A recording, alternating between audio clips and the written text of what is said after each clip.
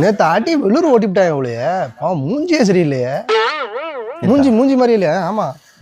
மூஞ்சி மாதிரி இல்லையா அடி அமுச்சுட்டாங்க அவளை என்ன ஸ்டேடியம் குருசாமி ஸ்டேடியமா சின்னசாமி ஸ்டேடியம் ஏன் அங்கே உங்களுக்கு வழங்க மாட்டேங்குது பீடை பிடிச்ச மாதிரி இருக்கே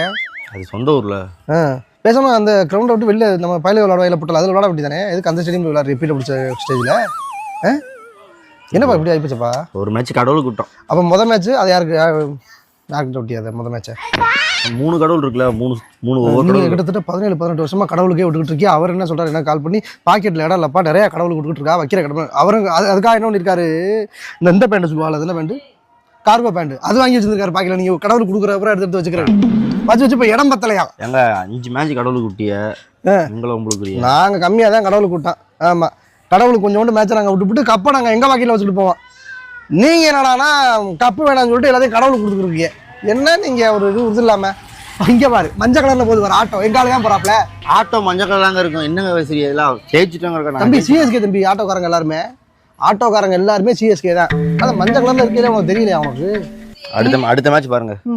ஆமா என்ன கேள்றாங்களோ அடிச்சு மூறதெல்லாம் கிழிச்சுட்டாங்களோ கேள்ற சொந்த ஊர் நான் வெளியில பைக்ல போய்கிட்டு இருந்தேன் பட்டார்னு வந்து பந்து விழுந்துச்சு ஸ்டேடியத்துக்கு இல்லை ஏன்னா இங்கே வந்து விழுகுது இந்த அளவுக்கு ஆர்சிபி அடிக்கிறாங்க அப்படின்னு பார்த்தா கேஎல் ராகுல் பிறந்து பால்ல கேஎல் ராகுல் எழுதிருக்கு எந்த ஊர் சொந்த ஊர்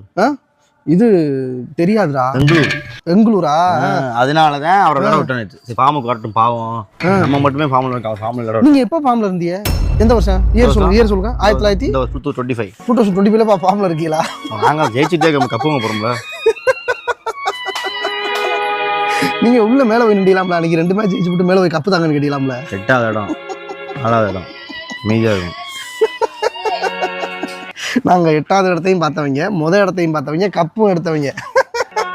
நாங்களும் கப்பு வாங்கியிருக்கோம் என்ன கப்பு ஈசாலா கப்பு லோக்கல் டோர்னமெண்ட் நடத்தினோம்ல ஊர்ல லோக்கல் டோர்னமெண்ட்ல வாங்கினீங்களா சரி ஓகே பாருங்க ரொம்ப ஓவர் ஆடாதீங்க நீங்க இது 2 மேட்ச் ஜெயிச்சு ஓவர் ஆட்டமா போச்சு ஒரே அக்ரெசிவ் ஆகிட்டு எல்லாருமே நீங்கள் ஆடுறதை மட்டும் கொஞ்சம் நிறுத்திக்கிங்க சரியா